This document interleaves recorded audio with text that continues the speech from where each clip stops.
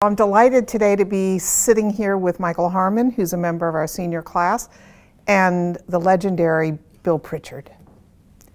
And we're going to be talking about the history of Amherst, a program that Michael established this year on campus, and turning to Bill for some firsthand reminiscences of that history. So Michael, explain the program you put together. So this program happened over the course of this semester. I put together a series of 6 talks led by some of Amherst's most distinguished faculty. It was an idea that I had based on Robert Frost reading his poems to students when he was here at Amherst. And I thought, well, we have Richard Wilbur, an incredible poet, and so many students don't even know what a treasure we have right around the corner, and he was until recently teaching courses with Professor Sofield in the English department. So I thought, how wonderful would it be to have just an informal poetry reading with Wilbur in a dorm common room, have students sitting around, and although that didn't quite pan out, I wanted to keep the idea alive, and so instead brought in faculty members to talk about the history of the school and hear their firsthand stories, as Professor Pritchard, I hope will share with us, about their time here in as early as the 1950s, just to show students and to share with faculty, staff, everyone in the community that history is important, it's exciting, and it's still relevant today. So that was the series I put together. Bill, you spoke as part of this program. I did. I was asked to speak about my time at Amherst. I chose to speak about, I called it Memories of a Freshman, and that's what they were. And recalling the very untumultuous, peaceful atmosphere in which in the fall of 1949 my parents deposited me here, all of 16 years old, wet behind the ears, I should say, and suddenly was released into this terribly invigorating world of books and professors and people who listened to you and took your ideas seriously and mocked and teased you. There was a lot of teasing, especially in the English department. And it was a great awakening from someone who, like myself, who had done well in high school and so on, but was pretty solemn about and pious about things. And my awakening at Amherst was partly, I think I said in the talk, a notion of that there was such a thing as irony, that there was such a thing as wit, and that you didn't always have to put your best face forward.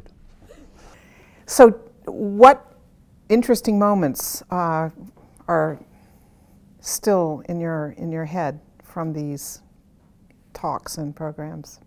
The one that is still very much in my head, I've been thinking about it a lot as I approach my own graduation, is one from the last talk. Kim Townsend, recently retired English professor, spoke about the tumult of the 60s on campus, and then Dean Aronson, the health professions advisor, read from his journal, he's from the class of 69, read from his journal that an entry he wrote at commencement or after commencement.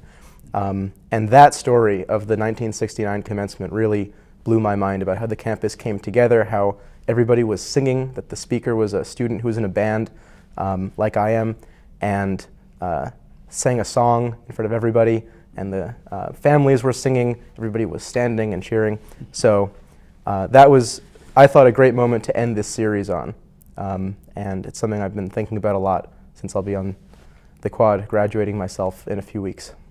I was in England at the time, and I missed that tumultuous commencement. But I kept in touch with the legendary Theodore Baird, who was retiring that year as professor of English. And he was appalled by the whole thing. He thought the singing was just awful, and the electric guitars and the noise and so on. And evidently, he turned to the trustees sitting up there. I guess he was with an honorary degree person. Turned to the trustees after this had concluded and said, "Did you ever think of selling this place?" And that was the only laugh moment, I think, during Townsend's serious speech. What brought people together in that way? What led up to that? Well, this was the again, I wasn't here, but it was the spring of the moratorium. That was the first cancellation of classes, and everybody got together, and I can't say much more than that, except here was this great teacher who had been for decades, who had assumed that education was the story here, and suddenly here was somebody singing "Sad-Eyed Lady of the Lowlands," and anyway, I sympathize with him. Bill, can you describe a class with Baird? I didn't have him as a freshman. He was a very good friend of the dean of the faculty, who each fall presented him with a picked list of what the dean thought were 20 interesting students. So that was unfair. But I experienced him in a course in Shakespeare, which was very much a lecture course. Here we sat alphabetically, and he stood up on the podium, and he read aloud, and he made remarks, and he talked about, there was one moment when he'd turn on a student every so often. He'd say, "Oh, Mr. Hazlitt, how do you feel about Act 4 when Antony is?" He said, "Well, I identify with Antony." And Baird would say, "Oh, you do you? You identify with Antony? Well, isn't that interesting?" And there was a kind of teasing and fun, although it wasn't fun for the student who was on the spot, probably. And this particular student, I still remember, Antony kills himself at the end of Act 4. The fifth act is devoted wholly to Cleopatra. So I think Baird said to this guy, "Well, what do you do after your hero Antony kills himself?" And he said, "I lose interest." And that wasn't the right answer. Talk a little bit about some of the programs other than Professor Pritchard's. So the lineup was Bob Romer, class of '52, was the kickoff speaker, and he taught physics here for a number of years, and then started almost a second career as an amateur historian, and wrote an incredible book about slavery in the Connecticut River Valley. So his talk was the first one, and it was called Amherst from Civil War to Civil Rights, talking about I guess to sum it up in a couple of words, would be the history of black students and the relationship with the black community locally and within the college.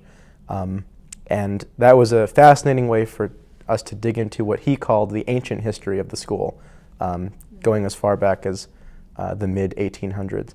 And then, as Professor Pritchard said, Hugh Hawkins was the next speaker, and it was interesting to see students still turning out for these talks, having no idea who these professors were, because neither of them have taught here since the early 2000s at the latest, whereas Professor Sofield or Professor Pritchard, Townsend, their names are still familiar, certainly to my class, maybe the class under us. But he talked about Amherst in the 50s. His talk was called Amherst Before the 1960s Upheaval. So the goal being sort of to build towards this final talk. And Professor Sofield offered a nice diversion talking about Amherst poets, and that was a different format. He read poems aloud to everybody and analyzed them, did a close reading. James Merrill, a little bit of Frost, Wilbur, and about 9 others. So that was like a class in itself. I didn't have a chance to take a course with him, so I thought, well, let's get him to talk on exactly what I would want to hear him speak on in a course. So that was a wonderful talk. Buffy Aries and Professor O'Hara spoke about the history of women at Amherst College. It was a fascinating talk that sort of brought things a little bit closer to the modern era. And then again, another diversion for something more personal about Professor Pritchard's freshman year. His talk was called Memories of a Freshman. And then we rounded things out with the 60s, Amherst activism then and now, which was Kim Townsend, who's written about that time, written about Bill Ward, the president at the time, and lived through it as a professor, and then Dean Aronson, who was a student during that era. And that talk that kind of got to the essence of why I put this series on, which was that the history of the 60s and the tumult of that time, I saw in the little that I knew about it before the talk so many connections to what we had been going through as a campus since my freshman year, but especially this past fall with Amherst Uprising. And to see how the community came together in such a cathartic way, to me was really special. And I wanted to tap into that energy and that excitement and that passion and connect it to historical Amherst, to ye olde Amherst that we usually brush off as something distant and not related to what we're doing now. But it's very much a continuum, and that's what I wanted to try to show with that talk. I thought that Dean Aronson and Professor Townsend really did that excellently. But those were all of the talks, and if anybody did miss them, inexcusably so, they're all recorded and on the Amherst website. All right, give us a little bit of a taste of what it was like to interact with Frost. I hear you were his driver, among other things. I was, and that was fraught with anxiety because he decided after being here for 10 days or so that he wanted to go back to Cambridge. He wanted to go back to his house there, and who was going to drive him there? Well, Professor Pritchard. And I think I may have even canceled a class to do this. I had an old Dodge that burned oil like crazy, and I filled up the oil tank and so on. But here we are on Route 2 with the gray eminence next to me, making conversation and keeping my eyes on the road and talking about my dissertation on the poet, which I just finished. And he said to me, I remember, don't try to publish it now. Keep it around, deepen it. Very good advice. And I kept it around and deepened it for 20 years or so. But just the difficulty of having a famous figure in your, being responsible. What are similarities in what you think you experienced as an Amherst student and what you at least imagine or see students experiencing today? And how would you characterize the differences? And the same question for you, Michael. Well, given your interest in the history of Amherst and what's changed, what's also stayed the same? Well, I think this is a great example of how not much has changed, because if this were a car, then in the passenger seat would be a very famous figure in the world of English who is both intimidating in that he's well-renowned everywhere, and yet I'm sitting next to him here and am able to go to class and hear him talk and go to his office hours. So that's Amherst's best tradition, I would say. And it was actually that story that was recorded in an earlier interview of the trip to Boston with Frost that made me say, first, I should meet this professor while I'm here, take a class with him if I can, and two, dig into the history of this school a little bit more, because that story was just sitting in a dark corner of the Amherst website, and I wanted to try to bring them to life too, by having these talks, having this history series, and to be able to come to class every day and hear stories like that and analyze these poems by Frost, by others, with someone like Professor Pritchard is a taste of what makes Amherst so special. And always has. And always has. Michael, did you learn to recite poetry in school? Is that still part of what one learns in school? I didn't, but in my senior year English class, we had a unit on poetry. I don't know if that was something that was required in the syllabus, but it was there, and there was a lot of build-up to it. And we come to the poetry unit. We had been reading books at a pretty feverish pace, so we thought, oh, this would be a little bit of a break, have some shorter things to read. And it was, but it was also really an inspiring couple of weeks. And one of the poems, which I wish that I could recite from memory, but one of the poems was by a certain Richard Wilbur. And here we are in my senior year English class while I'm crossing my fingers about coming to Amherst the following year, not even knowing that Wilbur was at Amherst at the time and had been. And we're reading this poem, and I thought, this is something I need to do again. I don't know when. and it turned out that it would be this senior year here at Amherst. Talk a little bit about what you think you'll do, Michael.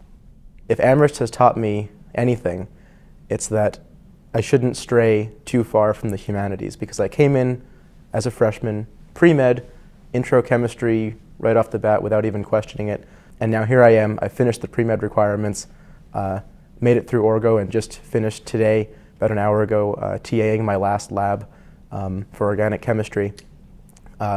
So as sort of an incidental pre-med student, I stuck with it the whole time. And I could still see myself potentially going to medical school and going that route. And even though I could see myself being very happy doing something with science, something with my hands, one of the things that I should continue to be doing is using my hands to write and thinking creatively, which is something that that Amherst has helped me do in so many different ways. So I'm not sure where I'm going, but confident that Amherst has prepared me for whatever it might be, and I'm not sure. But next year you'll be in Cambridge? Yes, going to get a master's for a year in the history and philosophy of science. So hoping that that gap year will be a chance to intellectually explore what excites me the most about science, about writing, about philosophy, and we'll see where things go from there. What do you think you'll miss most about Amherst?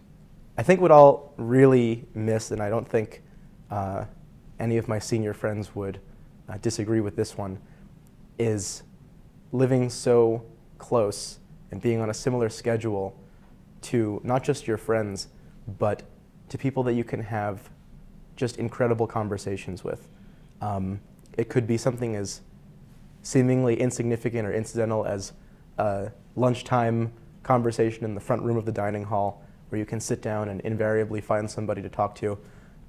And to have this many wonderful people, both at in the student community and faculty who equally will invite you to their homes for dinner, that I will really miss. And I know that it'll be difficult to keep the same frequency of conversations with all of these amazing people, but certainly I want to try my darndest to continue them, make sure that they still happen, and hope that we all do come back for reunions. I want to thank both of you very much for agreeing to talk with me and talk about the history of Amherst. Good luck to you, Michael. And Bill, I'll see you regularly because we're never going to let you retire. Thanks a lot. Thanks, Biddy.